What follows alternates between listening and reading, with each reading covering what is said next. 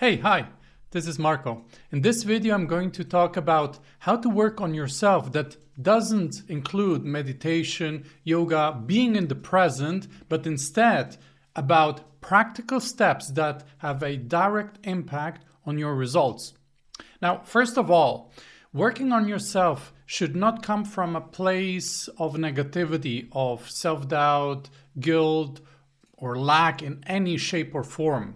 I'm referring to why the person wants to work on him or herself. The reason should not be a negative situation or a negative feeling, like this shouldn't be the cause of starting to working on yourself. Now, the decision to be working on yourself should be really a goal, a desire, a passion that is the main driver. Because working on yourself is something everyone is doing if they are aware or not. It is a evolutional process because every individual does it. Every person does it. Every person is changing day by day. Now, change is everywhere. Change is part of nature. It is basically a part of the laws of nature. And we as human beings, as individuals, are part of nature. So change is really everywhere and we are part of that. Just think about when you grew up. Just think about 1 year ago. 1 year ago, you were a different person than you are today. And tomorrow, you will be a different person as you are today. So this is really a main thing to accept. Change is inevitable, but personal growth is a choice.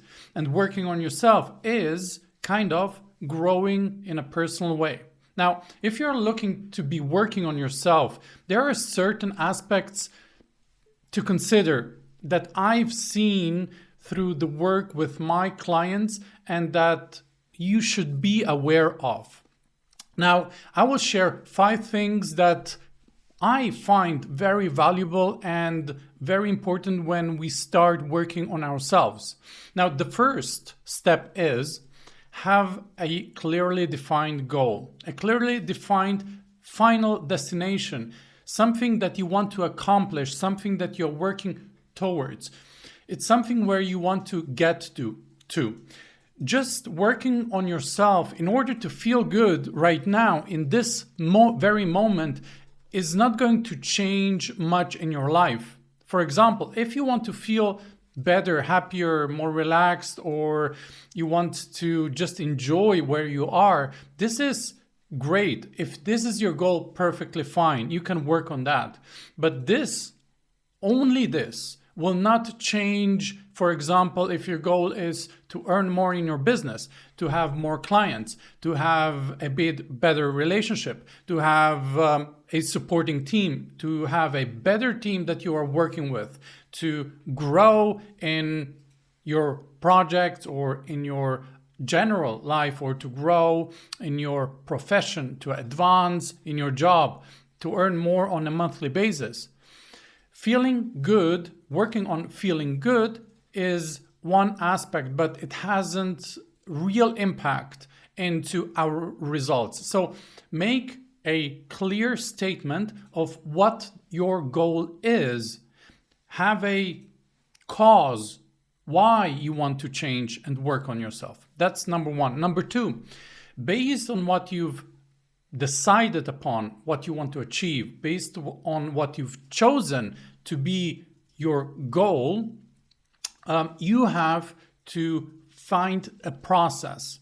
Like if your goal is to release weight, there is a process behind, right? So in order to release weight, we have to move a little bit more. We have to let sugar out of our diet. We have to let processed food out of our diet and instead eating more vegetables, fruits, nuts, and seeds, and be more physically active. That's the process. But how you are implementing that is important. So based on what your goal is, focus on the process, not the tasks.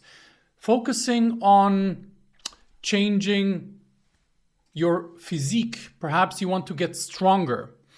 In order to get stronger, you have to do weight training, whatever weight training that might mean to you. You have different sorts of weight training. You can do weightlifting, you can do bodybuilding, you can do gymnastics, you can do CrossFit, whatever you want. There are many things that you can do, but the process is the same. You need to work with weights in order to become stronger. Now, there are even other things that you might be focusing on. Perhaps you want to create a stronger focus in your life because you want to be more disciplined. Perhaps you want to be and work on your resilience. Perhaps you want to build your confidence. These things are mindset work, and there are processes for that. And I'm not talking about yoga and meditation because this is not mindset. It has its place, but it's not mindset. Mindset is something that we have to do actively. It's an active process and a very conscious process. So it can help to feel better when you do certain physical activities like meditation, which is very good and I like it and love it very much. However, it doesn't have a direct impact on your results, on your, let's say, emotional well-being and feeling better, on your ways how you feel. It has a huge impact, but we want to focus on tangible things that have a cause to create something really results oriented, very tangible in our lives, like earning more, doing more, being more efficient, effective, and seeing really tangibles in our lives. So really focus on processes. Processes are really important. Now, when you do number one and number two, you choose what you want, then you focus on the process. What is the process to achieve that? You have to embrace change. Embracing change can be very challenging because it means that we have to do something different. And embracing change is very much needed. Think of it like you want to do something and you start doing that, but at the same time you keep on doing certain things as you've done in the past. It's like running on two lanes on a track, on two lanes at the same time. You cannot do that. You have to leave one track and go on the other track, on the second track. That means you have to stop running on the first track in order to be running on the second track. We have to change what we do. In order to change what we do and to change our results, to change ourselves, we have to stop doing what we have been doing up until now and start doing something different. So we have to make a drastic shift. And this can be very challenging, especially when people realize that and they start asking you, why did you do that? Why don't you do this anymore? I've followed you, or I've done this with you and now I can't do that anymore. Why are you doing that? That's not like you. And so far and so forth. So it's really challenging sometimes, but this is how it works. We have to let go of something in order to embrace something new, something else. That's number 3, embrace change. Very important. When we start doing something new, something else, we have to focus on the benefits rather than on tasks or activities. What do I mean with that? You might not like what you have to do, perhaps not in the beginning, but the tasks that you have to take care of or that you've decided on doing are bringing you what you want, are bringing you closer to what you said you want to achieve. For example, releasing weight. You might not like the foods that you have to shift to, although they are bringing you the results, but at first you don't like them because it's not your habit. You are not used to that. Perhaps you have not done any training on a regular basis, working out or going to the gym on a regular basis, and it's kind of hard to get going and to build that continuity, that habit. You might not feel comfortable doing it. However, we should not be focusing on these activities, but on the process behind. In order to release weight, I have to clean up my diet and move more. That's the process. But how we are doing it, it's up on us. And we can focus on other things, but not let those activities influence us not doing them, because they might trigger some feelings that are not supporting our path moving on. So it's really something that we have to take care of. Another example would be what the process might be, or along the process. If you have a business, every business is depending on selling something. Every business that exists sells something. It might sell a service, it might sell a product, whatever. Even businesses that are not selling products or services, they are selling the idea of support. So they are being supported, but it's still a sales idea behind. I give something for something. I first give, then I will receive. So if you fall in this category, think of cold calling prospects. Think of cold calling your next clients.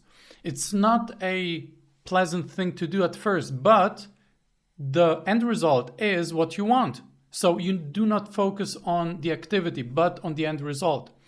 Another example would be public speaking in front of hundreds of people. Public speaking can be very scary if you are not used to, if you've never done it, and if you think you cannot do it. It might be very scary, and you can get very anxious about it. So it's a thing that might be a big challenge for people.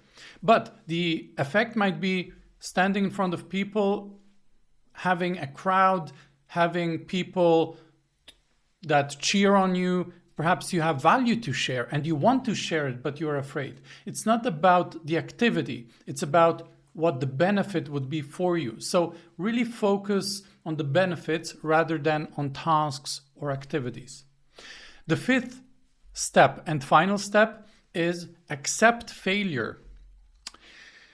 You will not be a pro when you are getting started. That's a fact. You will stumble, you will fall, and that's fine.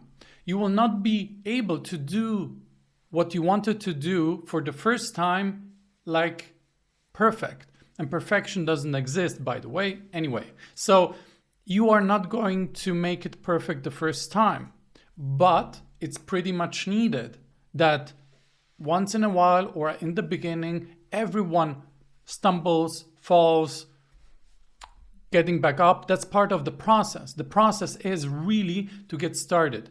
By failing, we learn. And this is the only way we can learn. So it is an actual need to be falling and failing. But failing is not failing if you do not quit. Now, you might think of, yeah, but I'm a failure if I don't succeed. That's not true. Think of learning a language, for example. Perhaps you want to learn a language. Perhaps you know languages, a couple of languages already. Just think of how to learn a language. When you start learning a language, you start speaking in that language and you might do mistakes. And I do mistakes when I speak English. Absolutely, and I'm perfectly fine. But what's the deal with that? If you start learning a language and you pronounce a word or a sentence in a wrong way, do you say, no, I quit, I made a mistake, that's not working for me. I'm not a person who speaks German, Italian, Spanish, whatever. Do you say that? No, you don't. You keep on improving. You ask, okay, how should I pronounce it? And you repeat, and you become better. You try more times the same sentence, the same word, you repeat it, and at one point in time, you can pronounce it the way it should be pronounced. Perfect, you've learned it, so you keep on going. This is not failing. Making mistakes is not failing. Failing is only when you quit.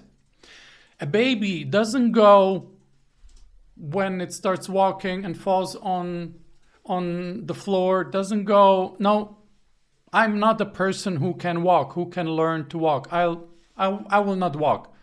A baby doesn't do that.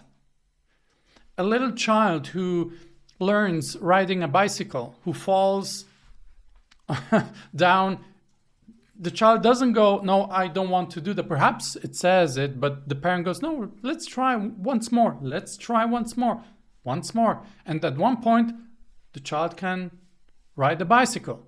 Perfect. So why do we think as adults, when we try something new, that when we make a mistake, we are not made for doing it? We are not made to be that person. We are not made to be a salesperson, a business person, whatever, a public speaker. Why not? Just because we are making mistakes when we start off? Just because we feel nervous and scared? Don't do that. So accept failure, accept mistakes, because those mistakes are part of learning. So these are some steps to consider when working on yourself and when starting to work on yourself. Have a goal, have a clear destination to work towards. This will help you get over the hump and to keep on going.